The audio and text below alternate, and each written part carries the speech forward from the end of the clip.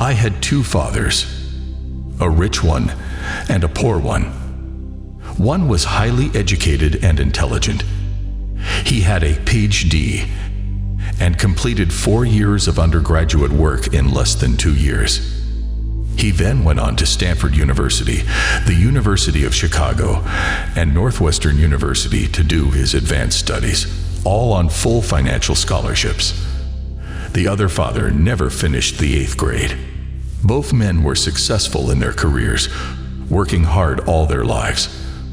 Both earned substantial incomes, yet one struggled financially all his life. The other would become one of the richest men in Hawaii. One died leaving tens of millions of dollars to his family, charities, and his church. The other left bills to be paid. Both men were strong, charismatic, and influential. Both men offered me advice, but they did not advise the same things. Both men believed strongly in education, but did not recommend the same course of study. If I had had only one dad, I would have had to accept or reject his advice.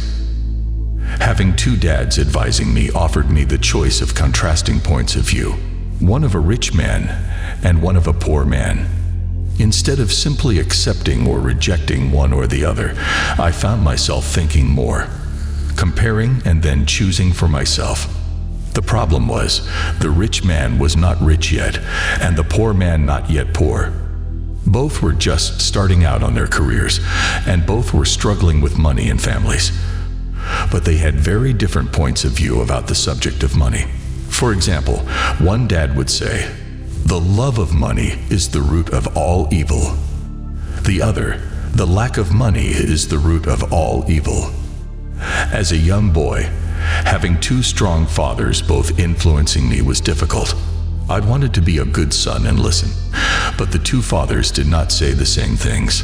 The contrast in their points of view, particularly where money was concerned, was so extreme that I grew curious and intrigued. I began to start thinking for long periods of time about what each was saying. Much of my private time was spent reflecting, asking myself questions such as, why does he say that? And then asking the same question of the other dad's statement. It would have been much easier to simply say, yeah, he's right. I agree with that. Or to simply reject the point of view by saying, the old man doesn't know what he's talking about. Instead, having two dads whom I loved forced me to think and ultimately choose a way of thinking for myself. As a process, choosing for myself turned out to be much more valuable in the long run, rather than simply accepting or rejecting a single point of view. One of the reasons the rich get richer, the poor get poorer, and the middle class struggles in debt is because the subject of money is taught at home, not in school. Most of us learn about money from our parents, so what can a poor parent tell their child about money? They simply say, stay in school and study hard. The child may graduate with excellent grades, but with a poor person's financial programming and mindset, it was learned while the child was young. Money is not taught in schools.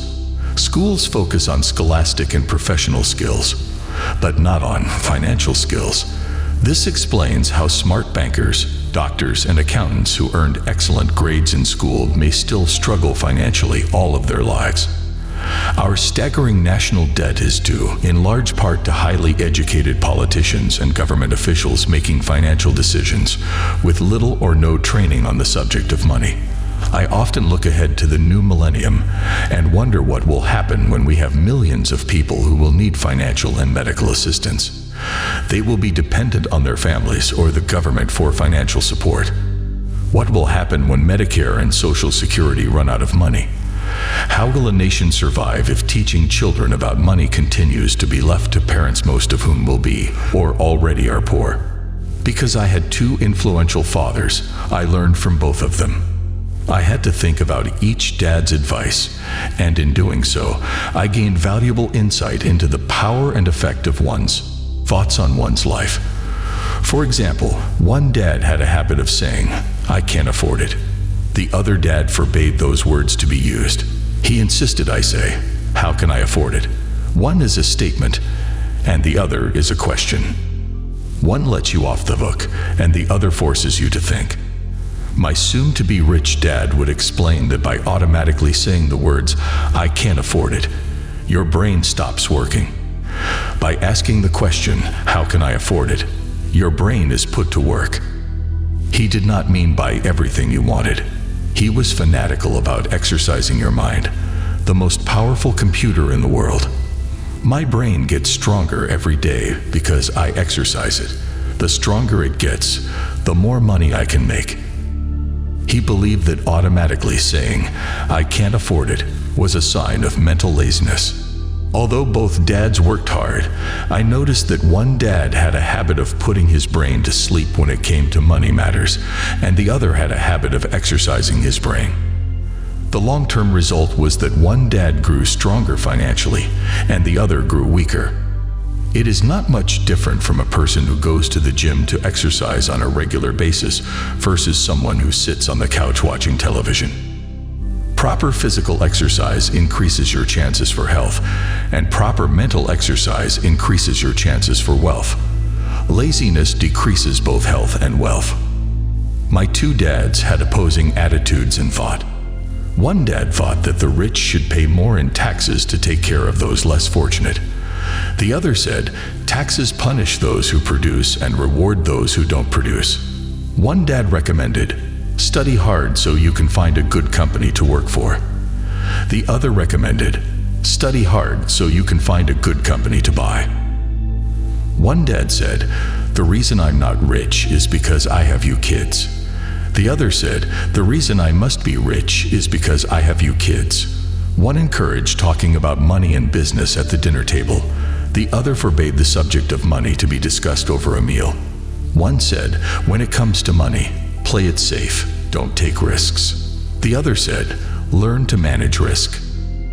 One believed, our home is our largest investment and our greatest asset. The other believed, my house is a liability, and if your house is your largest investment, you're in trouble. Both dads paid their bills on time, yet one paid his bills first while the other paid his bills last. One dad believed in a company or the government taking care of you and your needs. He was always concerned about pay raises, retirement plans, medical benefits, sick leave, vacation days, and other perks. He was impressed with two of his uncles who joined the military and earned a retirement and entitlement package for life after 20 years of active service. He loved the idea of medical benefits and PX privileges the military provided its retirees. He also loved the tenure system available through the university. The idea of job protection for life and job benefits seemed more important at times than the job. He would often say, I've worked hard for the government, and I'm entitled to these benefits. The other believed in total financial self-reliance. He spoke out against the entitlement mentality and how it was creating weak and financially needy people. He was emphatic about being financially competent. One dad struggled to save a few dollars. The other simply created investments. One dad taught me how to write an impressive resume so I could find a good job. The other taught me how to write strong business and financial plans so I could create jobs. Being a product of two strong dads allowed me the luxury of observing the effects different thoughts have on one's life. I noticed that people really do shape their life through their thoughts. For example, my poor dad always said, I'll never be rich, and that prophecy became reality. My rich dad, on the other hand, always referred to himself as rich. He would say things like, I'm a rich man, and rich people don't do this. Even when he was flat broke after a major financial setback, he continued to refer to himself as a rich man. He would cover himself by saying, there is a difference between being poor and being broke. Broke is temporary, and poor is eternal.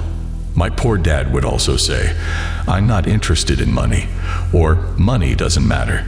My rich dad always said, money is power. The power of our thoughts may never be measured or appreciated, but it became obvious to me as a young boy to be aware of my thoughts and how I expressed myself. I noticed that my poor dad was poor not because of the amount of money he earned, which was significant, but because of his thoughts and actions. As a young boy, having two fathers, I became acutely aware of being careful which thoughts I chose to adopt as my own. Whom should I listen to? To my rich dad or my poor dad? Although both men had tremendous respect for education and learning, they disagreed in what they thought was important to learn. One wanted me to study hard, earn a degree, and get a good job to work for money. He wanted me to study to become a professional, an attorney or an accountant, or to go to business school for my MBA. The other encouraged me to study to be rich, to understand how money works, and to learn how to have it work for me. "I don't work for money," were words he would repeat over and over. "Money works for me." At the age of 9, I decided to listen to and learn from my rich dad about money. In doing so, I chose not to listen to my poor dad, even though he was the one with all the college degrees. Robert Frost is my favorite poet. Although I love many of his poems, my favorite is The Road Not Taken. I use its lesson almost daily. Two roads diverged in a yellow wood, and sorry I could not travel both. And be one traveler, long I stood, and looked down one as far as I could, to where it bent in the undergrowth. Then took the other as just as fair, and having perhaps the better claim, because it was grassy and wanted wear. Though as for that the passing there had warned them really about the same, and both that morning equally lay in leaves no step had trodden black. Oh, I kept the first for another day. Yet knowing how way leads on to way, I doubted if I should ever come back. I shall be telling this with a sigh, somewhere ages and ages hence. Two roads diverged in a wood, and I took the one less traveled by. And that has made all the difference. And that has made all the difference. Over the years, I have often reflected upon Robert Frost's poem. Choosing not to listen to my highly educated dad's advice and attitude about money was a painful decision, but it was a decision that shaped the rest of my life. Once I made up my mind whom to listen to, my education about money began. My rich dad taught me over a period of 30 years, until I was age 39. He stopped once he realized that I knew and fully understood what he had been trying to drum into my often thick skull. Money is one form of power, but what is more powerful is financial education.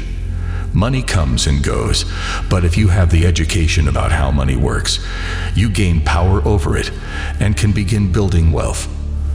The reason positive thinking alone does not work is because most people went to school and never learned how money works, so they spend their lives working for money. Because I was only 9 years old when I started, the lessons my rich dad taught me were simple. And when it was all said and done, there were only 6 main lessons repeated over 30 years. This book is about those 6 lessons, put as simply as possible as my rich dad put forth those lessons to me.